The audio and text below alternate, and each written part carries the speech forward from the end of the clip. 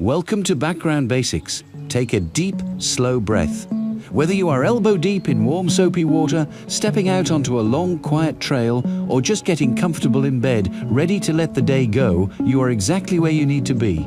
Let your hands do the work, let your feet find the path, or let your body rest. You handle the physical world, and I will take care of the mental one. Today, we are leaving the natural world behind and stepping into the dark, echoing halls of human history. We are traveling back to the Middle Ages. But we are not going to look at shining knights in armor or romanticized castles. We are going to look at the shadows of power, the extreme lengths of political vengeance, and a true historical event so bizarre, so macabre, and so theatrical that if you wrote it into a fantasy novel, people would tell you it was too unrealistic. We are traveling to Rome, to the month of January in the year 897. To understand the sheer madness of what is about to happen, you have to completely erase your modern understanding of the Vatican and the papacy. Today, the Pope is a spiritual leader residing in an independent, highly secure, and deeply bureaucratic microstate. But in the late 9th century, Rome was an apocalyptic shadow of its former glory, and the papacy was a blood-soaked political prize. The great Roman Empire had fallen centuries ago. The massive aqueducts that once brought millions of gallons of fresh water into the city were shattered, leaving massive stone arches standing in swamps of malaria-ridden water. The Colosseum, where gladiators once fought, was overgrown with vines and used as a makeshift fortress and quarry. The population of the city had plummeted from over 1 million people to just a few tens of thousands, huddling in the ruins of marble temples. In this crumbling atmospheric ruin, there was no strong central government. Rome was ruled by rival aristocratic families, essentially medieval mafia clans, who controlled different neighborhoods with private armies of thugs and mercenaries. And the ultimate prize for these warring families was the throne of St. Peter. The Pope wasn't just a spiritual guide, he was the King of Rome. He controlled massive amounts of land, vast treasuries of gold, and most importantly, he had the sole authority to crown the Holy Roman Emperor. Because of this terrifying amount of secular power, the papal elections were rarely holy affairs. They were decided by bribery, extortion, street violence, and assassination. Popes were routinely poisoned, beaten to death, or thrown into dungeons to starve by whoever wanted the throne next. Into this absolute meat grinder of a political landscape steps a man named Formosus. Formosus was not a thug. He was a highly educated, deeply ascetic, and incredibly competent bishop. He was thin, wore hair shirts under his robes, fasted strictly, and was known for his fierce intelligence. He served as the bishop of Porto, a port city just outside of Rome, and he was so effective as a diplomat and a missionary that he became wildly popular. But in 9th century Rome, popularity was a death sentence. The reigning Pope, John VIII, became deeply paranoid of Formosus. He saw the brilliant bishop as a threat to his own power. In the year 876, Pope John VIII ordered Formosus to be stripped of his bishopric, excommunicated him, and forced him to flee Rome in the dead of night. To ensure his rival never returned, the Pope forced Formosus to swear a solemn, binding oath before God that he would remain in exile forever and never again set foot inside the city of Rome. For years Formosus wandered, but the political winds in Rome shifted violently and constantly. Pope John VIII, the man who exiled Formosus, was eventually assassinated. He was poisoned by his own clerics, and when the poison didn't work fast enough, they beat him to death with a hammer. Following his murder, the new popes realized they desperately needed competent administrators. They tracked down Formosus, absolved him of his terrifying oath, restored him as the Bishop of Porto, and brought him back to the city. Formosus was a survivor. He navigated the deadly, viper-filled courts of Rome with quiet precision. And eventually, in the year 891, the ascetic exiled bishop achieved the ultimate, dangerous prize. Formosus was elected pope. For 5 years, Pope Formosus ruled, but he inherited an impossible geopolitical nightmare. The Italian peninsula was being terrorized by a powerful, violent, noble family known as the House of Spoleto. The Spoletos were led by a fierce, terrifying matriarch named Agiltrude, and they practically held a knife to the throat of the papacy, demanding that Formosus crown a Spoleto as the Holy Roman Emperor. Formosus hated the Spoletos. He viewed them as thugs and tyrants. He was forced to physically crown a young Spoleto named Lambert, but behind closed doors, Formosus was plotting. He sent secret letters across the Alps into Germany, begging a powerful warlord named Arnulf of Carinthia to march his massive army down into Italy, destroy the House of Spoleto, and rescue Rome. Arnulf accepted the invitation. He marched his massive, brutal army over the frozen Alps, battered his way down the Italian peninsula, laid siege to Rome, and forced the Spoletos to flee into the mountains. Formosus triumphantly met Arnulf on the steps of St. Peter's Basilica and crowned the German warlord as the true Holy Roman Emperor. The plan had worked perfectly. Formosus had outplayed the Roman mafia, but then the unpredictable chaos of history intervened. Just as Emperor Arnulf was preparing to march into the mountains and wipe out the Spoleto family once and for all, he suddenly suffered a massive stroke. Paralyzed and unable to lead, Arnulf was packed into a litter and carried back over the Alps to Germany by his retreating army. Formosus was left entirely alone in Rome, completely undefended. The House of Spoleto, furious and out for blood, began marching back toward the city. The stress, the terror, and the sheer exhaustion of the political maneuvering finally caught up with the aging Pope. In April of 896, Pope Formosus died. He was given a traditional, honorable burial deep in the crypts beneath St. Peter's Basilica, dressed in his heavy gold-threaded papal vestments, laid to rest in a stone sarcophagus. Normally, that would be the end of the story. A complex life of a medieval politician coming to a quiet, subterranean close. But the House of Spoleto was not interested in letting death stop their vengeance. When they retook control of Rome, they placed their own puppet on the papal throne, a man named Stephen VI. Pope Stephen VI was a weak, easily manipulated man, completely under the thumb of the Spoleto matriarch Agiltrude.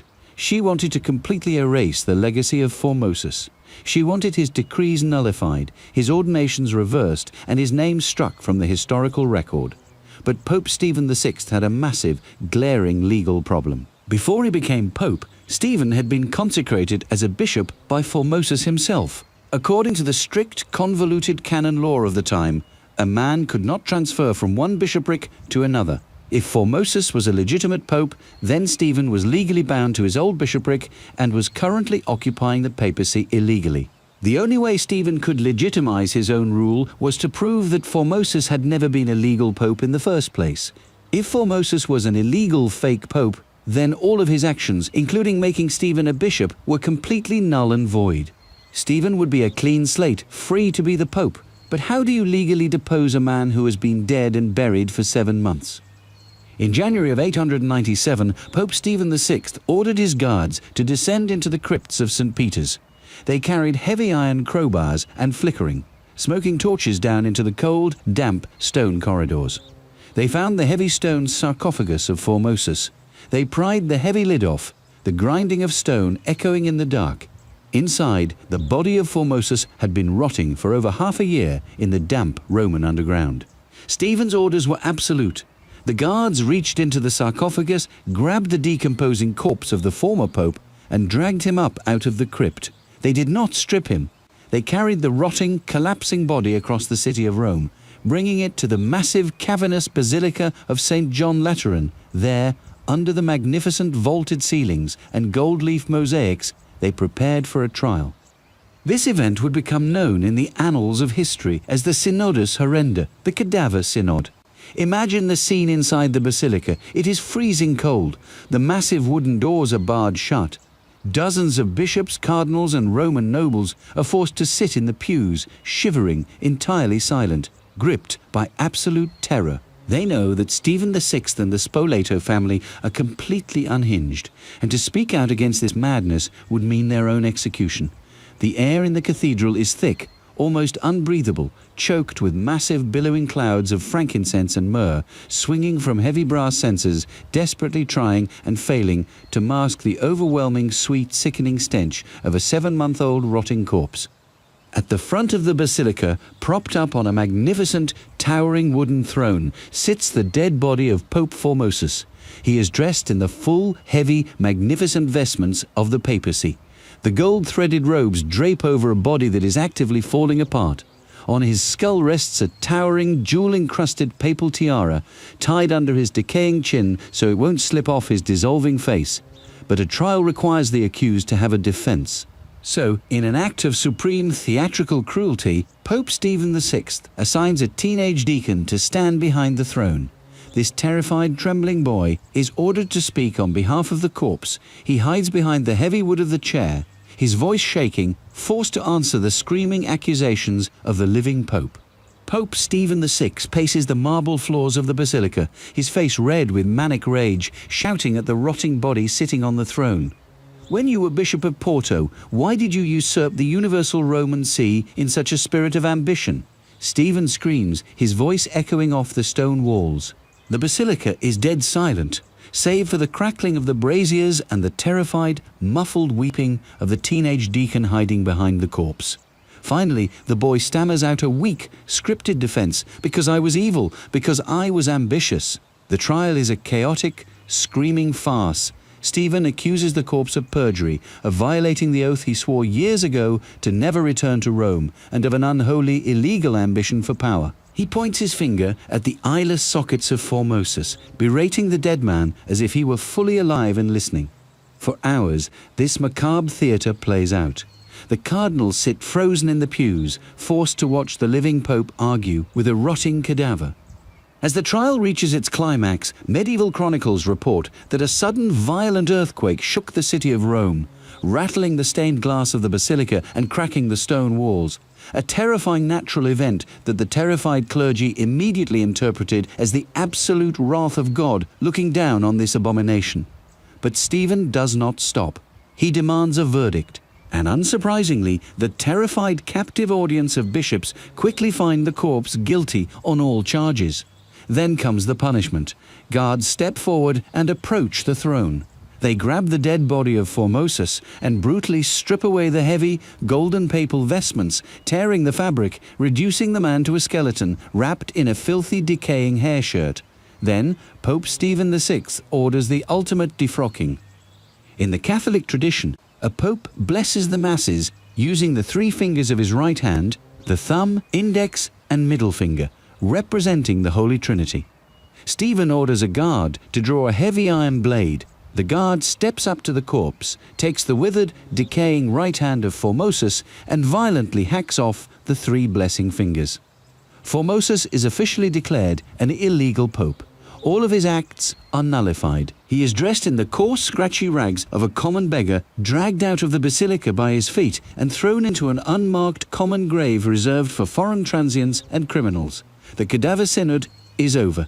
Pope Stephen VI has secured his legal loophole, but the story of the dead pope is not finished. Stephen, still paranoid and utterly consumed by his hatred for his predecessor, decides that a shallow grave in the dirt is still too good for Formosus. A few days later, he orders the corpse to be dug up yet again. The guards tie heavy iron weights to the mutilated, ragged body, drag it to the banks of the river Tiber, and hurl it into the murky, fast-flowing waters, intending to erase Formosus from the face of the earth forever. However, 9th century Rome was a city of omens, and the people of Rome were intensely superstitious. The earthquake during the trial had terrified the populace. Word of the grotesque, unholy mockery of the dead had leaked out of the basilica and spread through the taverns and streets. The Roman citizens, who were no strangers to violence and political murder, drew a hard line at the desecration of the dead. And then a miracle, or a very strange coincidence of fluid dynamics occurred. A few days after the body was thrown into the river, a violent storm swelled the banks of the Tiber. The heavy iron weights dragging Formosus down somehow slipped loose, or the current was simply too strong. The mutilated, rotting body of the former pope washed up on the muddy shores of the river miles downstream. According to legend, the body was found by a humble monk who claimed he was guided to the shore by a vision of St. Peter himself. When the monk pulled the body from the mud, the legend states that the statues of the saints in a nearby church physically bowed their stone heads in reverence to the martyred corpse. Whether the statues bowed or not, the discovery of the body was the spark that ignited the powder keg of Rome. The people of the city rose up in absolute, uncontrollable fury. The mob swarmed the streets carrying torches, pitchforks and weapons, screaming for the blood of Pope Stephen VI, the Spoleto family. Realizing the political tide had turned into a tsunami, abandoned their puppet and fled the city. Pope Stephen VI was left entirely alone, barricaded inside his palace, listening to the roar of the Roman mob battering down his heavy wooden doors. The mob breached the palace. They found the living pope, stripped him of his own papal vestments, beat him mercilessly, and dragged him deep into the dark, damp dungeons beneath the city. He was chained to a stone wall, left in the pitch black. A few days later, an unknown assassin, likely sent by one of the rival factions, taking advantage of the chaos, slipped into the dungeon, wrapped a thick leather cord around Stephen's neck, and strangled him to death in the dark. Stephen VI's papacy had lasted barely a year. The man who put a corpse on trial was murdered in a dungeon, his name forever stained as one of the most unhinged leaders in history. In the months that followed, the papacy descended into even deeper chaos. Over the next decade, Rome would see an incredible turnover of popes, many of them assassinated, poisoned, or imprisoned. But amidst the bloodshed, the legacy of Formosus was slowly restored. A subsequent pope, Theodore II, retrieved the mutilated body of Formosus from the monk who had hidden it. In a massive, solemn, and deeply respectful procession, the body was carried back into St. Peter's Basilica. The corpse was redressed in new, magnificent papal vestments, its severed fingers metaphorically restored, and it was laid back to rest in a grand stone tomb where it was meant to be all along. The cadaver synod stands today as a stark, chilling reminder of the absolute madness that occurs when human ambition goes unchecked. It is a story that proves that the darkest, most atmospheric tales of Gothic horror don't need to be invented by novelists. Sometimes they are written in the official bureaucratic ledgers of history, sealed with wax and buried in the crypts of the real world. So as we leave the candlelit, incense-choked halls of 9th century Rome and step back into the clarity of our own lives, take a moment to appreciate the peace of whatever you just accomplished. Whether you finally cleared that sink, reached the end of your trail, or are simply letting your mind power down as you drift off to sleep, you've successfully navigated your own tasks today. We often feel stressed by the complex politics of our workplaces, our families, or the daily news. But it is always deeply grounding and perhaps a little comforting to look back at history and realize that no matter how chaotic our own lives feel, at least we aren't arguing with a 7-month-old corpse on a wooden throne. Thank you for letting Background Basics keep you company today. If you enjoyed this journey into the bizarre, dark, and completely true history of the medieval world, make sure to hit that subscribe button. We have plenty more stories, deep dives, and historical lore waiting for you the next time you need some background company. Until next time, keep moving, let your mind wander, and remember that history is always stranger and darker than fiction. Have a great day or a good night's rest.